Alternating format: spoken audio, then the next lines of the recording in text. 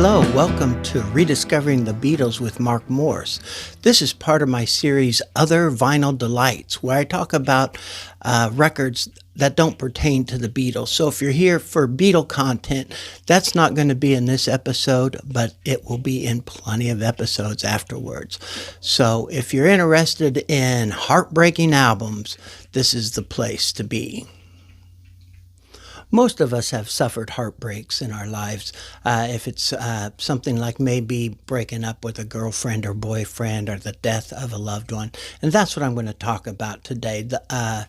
Going through heartbreak and the records that I associate with those particular heartbreaks. So I'm going to get right into it. I will say that some people, when they go through a breakup or a sad experience, they have a very healthy mindset where maybe they go through a breakup and they'll listen to something like Aerosmith's Back in the Saddle Again, something that gets them pumped up and going. I'm more of what I call a wallower. I kind of wallow in the sadness for a while. So a lot of these albums are kind of sad, but not all of them. Anyway, let's get started. The first real heartache I remember was, of course, a teenage breakup. So I'd been dating this girl. We started dating when we were in the 8th grade, and then we broke up when I was in the 10th grade. So that was kind of a long relationship for one of those teenage loves.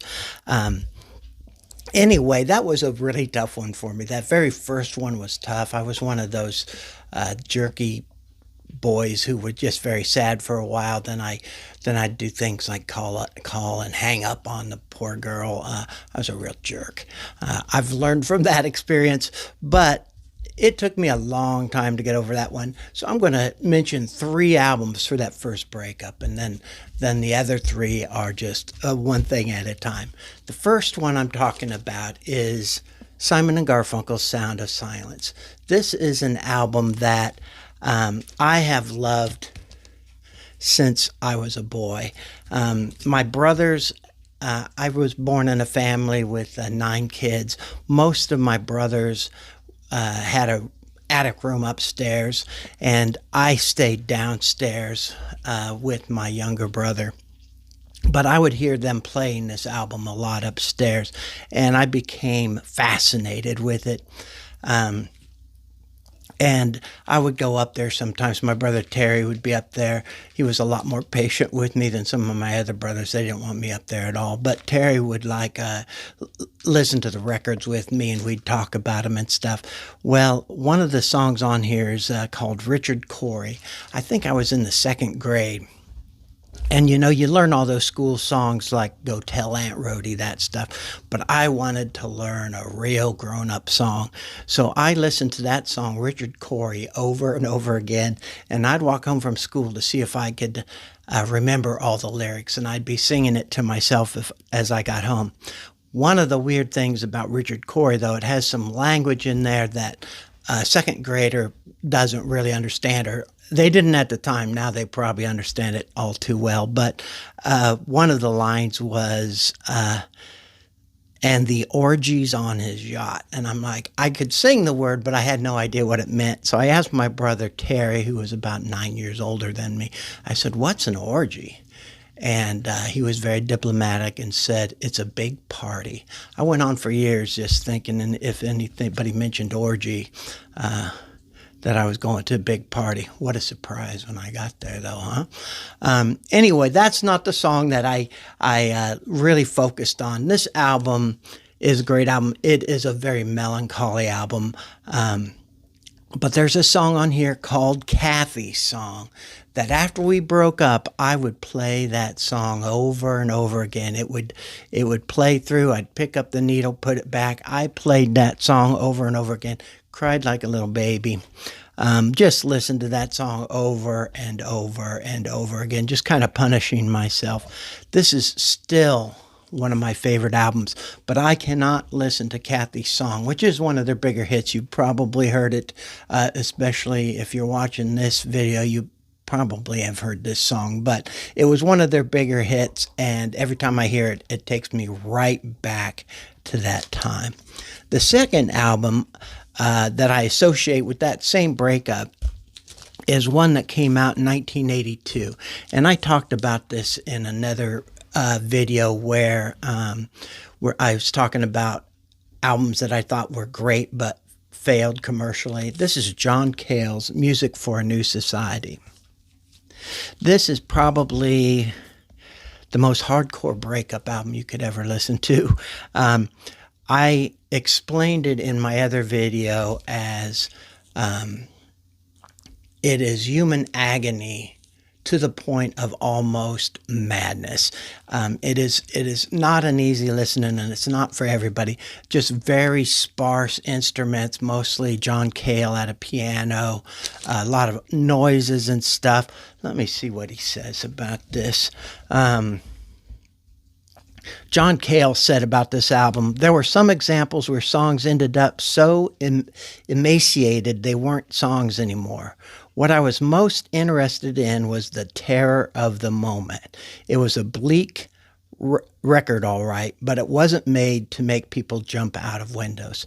That's something you want to remember when you're listening to these records. They can be very sad, but don't be acting on anything you get from a record. Just a heart-wrenching record.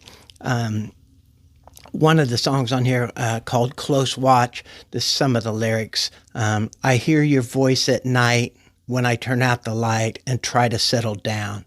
But there's nothing much I can do because I can't live without you anyway at all. Very powerful when you hear John Cale sing that with the music. So that was album number 2 for that breakup. And now this album is kind of a strange one to associate with a breakup. Frank Zappa, Shake Your Booty. So this album I got, I wasn't a big Frank Zappa fan like a lot of my peers love Frank Zappa. I've never got really deep into him. I appreciate him, and there's some stuff I do love. But I bought this album. I think the big hit on here was Dancing Fool, If You Were Alive in 1979. But I got this album just because I was just curious about it. And I remember me and my friend Scott were in my room at my mom's house, and I'm playing the record. It's a pretty raunchy record. So there's a lot of songs that kind of made me smile. But the song that I associate with that breakup and really gave me kind of a change of heart was, there's a song on here called Broken Hearts Are for Assholes. So I'm playing this record with my friend Scott. That song comes on. You can imagine the lyrics. I'll give you a few lyrics, actually. Broken hearts are for assholes. Some of you might not agree because you probably likes a lot of misery. But think a while and you will see broken hearts are for assholes. Broken hearts are for assholes. Are you an asshole? Broken hearts are for assholes. So here I was, brokenhearted, and everybody knew about it because I talked about it all the time. And this song comes on, and I look over at my friend Scott, and we both just start laughing. And suddenly, it was like the first time where I'd felt real joy and glee. This was probably the most healthy thing I ever did during a heartbreak, was listening to this. It really did kind of start me out of a lingering malaise. So later on, I was involved with a woman. We were together for a long time. Just love this woman. We're still friends today. But when we broke up, we had bought a house together. We were together for about 7 years. Never got married. Talked about it, but never did. But then we broke up, and I think we both knew it was a good idea to break up. We didn't dislike each other, but I think we just wore on each other's nerves a lot. And when we broke up, I was a little surprised at how it took a while, not much time, but it took a while. And then I realized, wow, that was 7 years of my life. This was somebody I really loved, and I couldn't make it work. And I became just as miserable as ever. Um, Around that time, let's see when this came out. Oh, mercy, 1989. So Bob Dylan's Oh Mercy was out. I know there's a classic breakup Bob Dylan album called Blood on the Tracks that I love too, and there's some great songs on there. I listened to that album too, but this is really what I associate with that breakup. This album, the ones that really got to me most of the time, just a beautiful song about, a relationship being over and not having problems with it most of the time, but sometimes those memories come back. And then Shooting Star. Let me read you some lyrics to Shooting Star. And that's how this album ends. Shooting Star. Seen a shooting star tonight slip away. Tomorrow will be another day. Guess it's too late to say the things to you that you needed to hear me say. Seen a shooting star tonight slip away. I'm not doing it justice. But when Bob Dylan sings that with his voice and with that tune, it was very effective. Then later on, I got married, and we were married for a while. Marriage is that was a big one for me. After we decided to get a divorce, this was a long time ago, 2007. So it's been a while.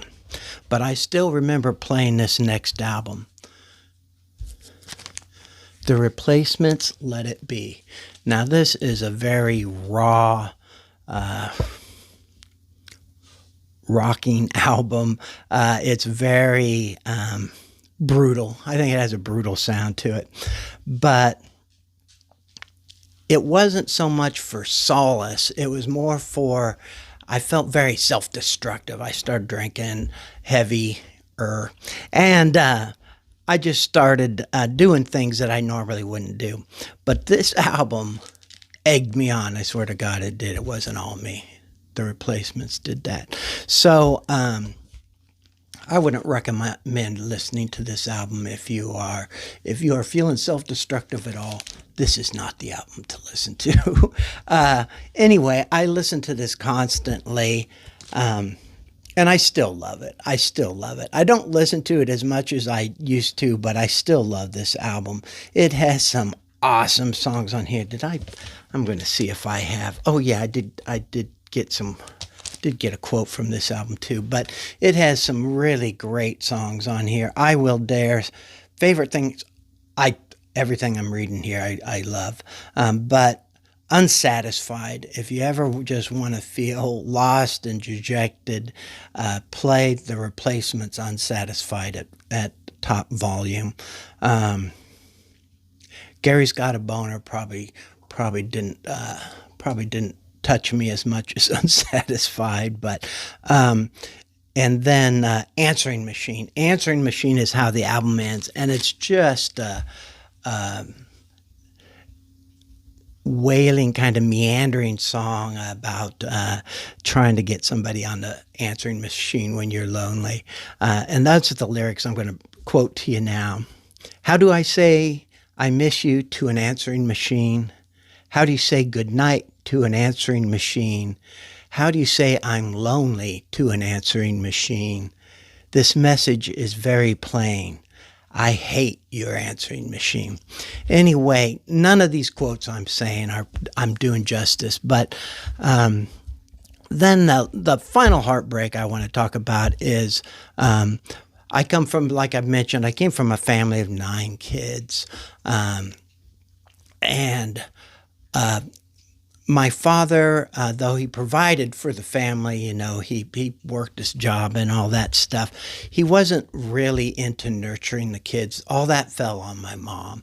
And my mom was a very nurturing person, a very cool person. I was born towards the end of the 9 kids, so she was older than most of the moms when I went to school. So I always thought of her as older, but she was so much cooler than the rest of the moms. My mom was the one who, when people would say, your son's 12 years old, he shouldn't be listening to Alice Cooper, I would hear her defend me and saying he bought that album with his own money. He saved up for it for 6 weeks.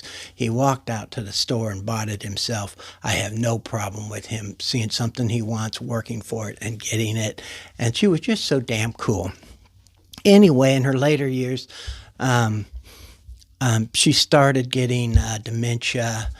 Her memory started failing.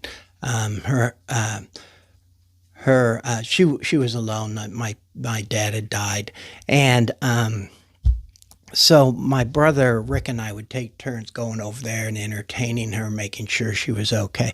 Anyway, eventually she did have a heart attack, and she lingered in the hospital for like 3 days, and then she died with a lot of the family around her. I was fortunate to be there, and it was probably the hardest thing I've ever gone through. Just I'd never watched anybody die, and then to watch somebody that you loved and who was so important to you and nurtured you so much, it was probably the hardest thing I've ever gone through. And it really sent me for a loop, even though, I was a full-grown adult. This was in 2012, so it wasn't that long ago. But anyway, it really sent me for a loop. And one of the songs, I'm going to mention the album. Paul Simon comes back into the picture after the Sounds of Silence debacle. But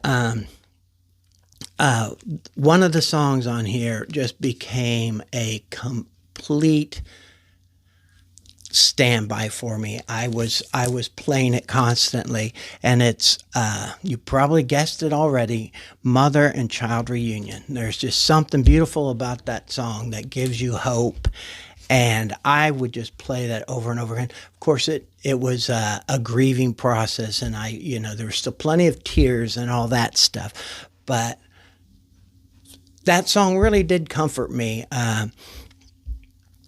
And I'm sure you have heard this song before. It's a big one, but I'm going to quote it anyway just because I love it so much, and Paul Simon is such a poet.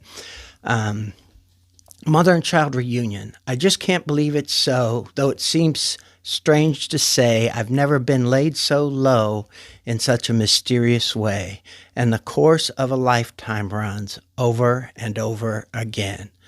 But I would not give you false hope on this strange and mournful day, but the mother and child reunion is only a motion away. Somehow, even just saying that, I don't know if you can see that, but the hairs are standing up on my arms. It just had such an effect on me, and it just really helped me through. And on her birthday every year, I post that on Facebook for the family to see, and I know at least some of my siblings love the song and find comfort in it too. So that is my final breakup album. Feel free to mention any of your, did I say breakup album? Heartbreak album. I didn't break up with my mom. We were never dating. I do live in Iowa, not Arkansas. I'm not going to say that. I take it back. But if you have some heartbreak albums you'd like to mention in the comments below, I'd love to see them. Now, here's something I want you to think about if you're going through heartbreak right now. I'm making light of this because that's just my personality. If I talk about something heavy or emotionally hard for me, it's much easier for me to joke about it than to be serious about it. But if you're going through heartbreak right now and you just feel like the whole world is lost to you, please believe in your own resilience. I know sometimes it just seems like there is nothing to live for. You lost somebody you loved. It just feels like, oh, it's all over for you. But what I'm going to encourage you to do is to get up every morning, no matter how hard it is. Face the day the best you can. Grief can be a long process, and everybody does it differently.